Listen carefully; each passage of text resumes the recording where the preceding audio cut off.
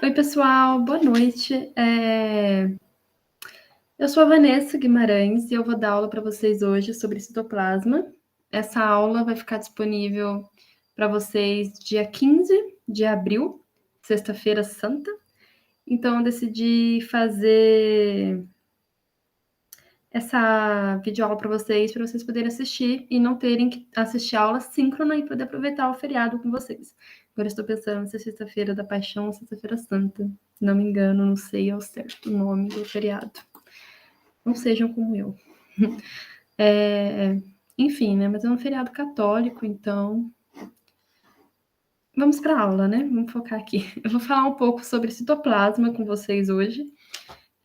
Citoplasma, ele... Bem, recapitulando, né? Vamos começar desde o início. A organização de uma célula eucarionte. Bem, como todos sabem ou deveriam saber, a célula eucarionte é composta por um núcleo, que tem um envoltório nuclear, composta por uma membrana plasmática e também é composto por inúmeras organelas e material genético compacto dentro do núcleo. Essa é a definição geral de uma célula eucarionte.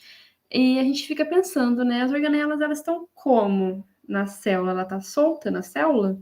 Ela só está ali, né? Tipo assim, está ali. Não, ela não está ali, né? A célula tem um citoplasma e o citoplasma, ele é a região da célula que está entre a membrana plasmática e o núcleo e é onde está contido essas inúmeras organelas que a gente tem numa célula eucarionte. Como, por exemplo, lisossomos, mitocôndrias, a complexo de Golgi, a gente tem as vesículas, a gente tem retículo endoplasmático. Todas essas organelas estão dentro do citoplasma. Aqui, ó, vocês podem ver nessa imagem, a parte azul é o citosol. Enfim, mas continuando. O citosol é a parte do citoplasma que não é contido por membranas intracelulares, ele tem a espessura de um gel aquoso e é um local que ocorre a maioria das reações químicas fundamentais para a existência da célula. Como, por exemplo, é no citoplasma que ocorre a produção, onde o ribossomo produz RNAs, os RNAs. Então, o citosol realmente é muito importante. E uma coisa que a gente tem que tirar da cabeça, que geralmente a gente pensa que é assim, só que não é o jeito que o citosol ele está na célula. A gente tem a ideia que o citosol é uma grande sopa, né? A gente imagina, é um líquido ali e tem organelas dentro, então é como se fosse uma grande sopa de batata, né? Mas não é assim, é muito diferente disso. Na verdade, o citoplasma, ele ele tem é como se fosse um gel aquoso, onde ele tem inúmeras substâncias orgânicas e inorgânicas, a gente tem as organelas, a gente tem proteínas, a gente tem lipídios e a gente tem um citoesqueleto. O que é um citoesqueleto? O citoesqueleto é realmente o esqueleto da célula, né? O nosso esqueleto, ele não serve para sustentação, para movimentação. Então, o citoesqueleto da célula também, ele dá o formato da célula, ele é responsável por dar sustentação para a célula, ele é responsável por dar movimento para a célula. É como se a nossa célula tivesse vários trilhos de trem que transporta nutrientes e que dão formato para a célula e etc, né?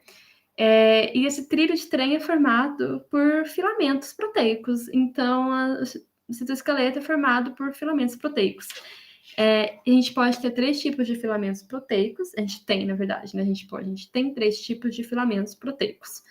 Aqui nessa imagem, eu coloquei aqui para vocês poderem ver que o citosol, ele tem várias proteínas e que ele não é um grande sopão de batata, né? Aqui a gente tem vários filamentos envoltos, filamentos proteicos que dão desde sustentação até movimentação para a célula. O filamento de actina é um dos 3 principais filamentos que existe no citoesqueleto e ele é o mais fino.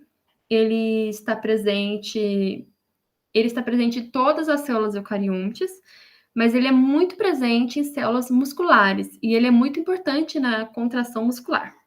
Eles são essenciais para os vários movimentos celulares, como a fagocitose, a divisão celular, e eles formam as microvelocidades.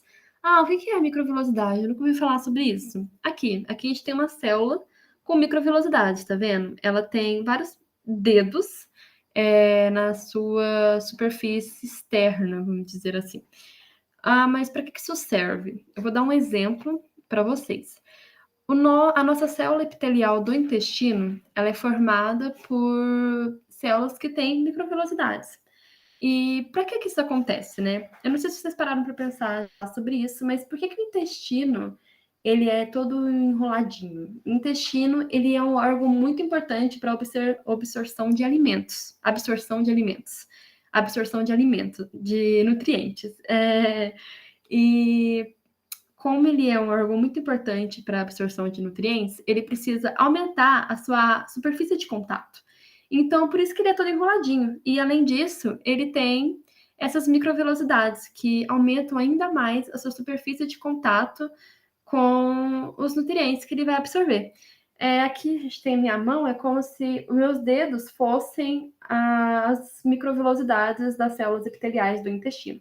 Tá vendo que isso faz aumentar a superfície de contato? Se a célula fosse assim, ó, chapadinha, ela não. Tá vendo? Só teria isso aqui de espaço. Mas como ela tá com microvelocidades, aumentou mais do que o dobro de espaço de absorção, da área de absorção de nutrientes.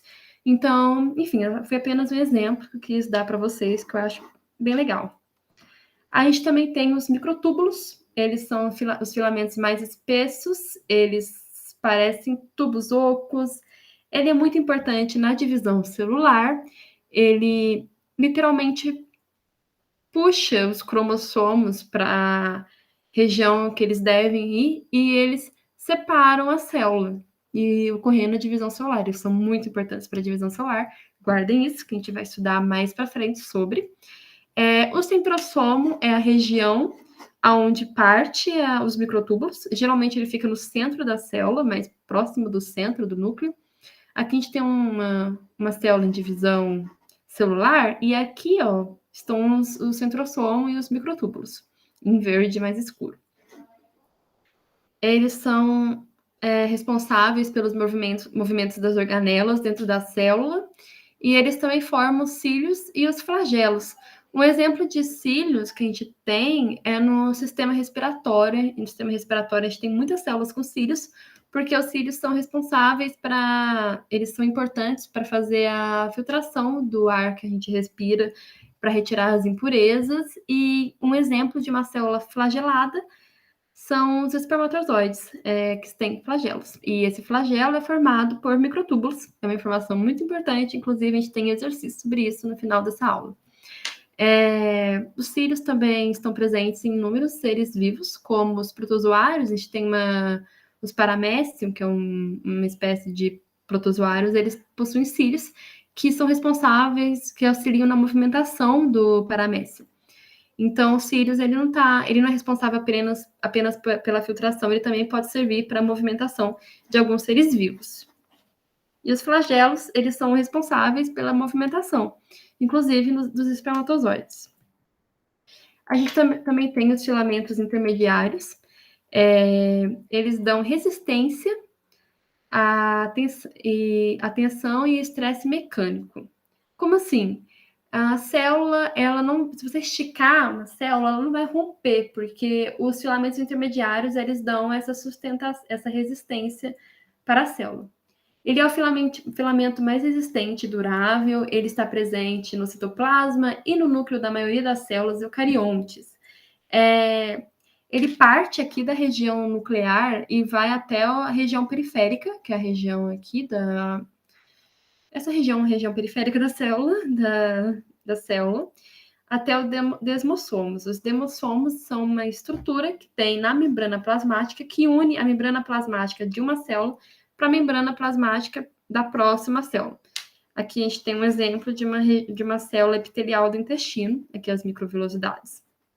Aqui os demossomos e os filamentos intermediários. E ele também é responsável pela formação da lâmina nuclear, ela fica logo abaixo do envoltório nuclear e a lamina nuclear dá sustentação e dá formato ao núcleo. E como todos sabem, núcleo é onde está, dentro do núcleo, onde está contido o material genético da célula. E por último, mas não menos importante, é importante ressaltar que o citoplasma ele não é estático, a célula sempre está em constante movimento e o citoesqueleto funciona como um verdadeiro trilho de trem. Eu realmente não lembro se eu comentei isso antes com vocês, mas como assim trilho de trem, né? O trilho de trem ele pega, a célula, o citoesqueleto, ele movimenta nutrientes de uma região para outra, ele é responsável por dar o formato da célula, como eu já disse várias vezes durante essa aula, e ele é muito importante para realmente a movimentação das coisas ali dentro. Então, às vezes, a gente tem uma vesícula que precisa ser secretada, precisa ser. Enfim, precisa ir para algum lugar, o citoesqueleto ele manda essa vesícula para o lugar certo. É claro que isso não é tão simples assim, que a gente tem mais proteínas envolvidas no processo, que a gente tem sinalização celular, mas o básico do básico é isso, né? Biologia, a gente sempre. Biologia, ela nunca é tão simples, né? Mas é o que é importante para a gente no momento. Eu deixei disponível para vocês alguns exercícios. A gente tem, se eu não me engano, são 9 exercícios para vocês fazerem. Opa, gabarito! E aí vocês façam os exercícios, se tiver alguma dúvida, manda mensagem. E é isso, gente. Bom final de semana para vocês, bom feriado e estudem bastante e descansem também. Muito obrigada pela atenção e boa noite. Até mais.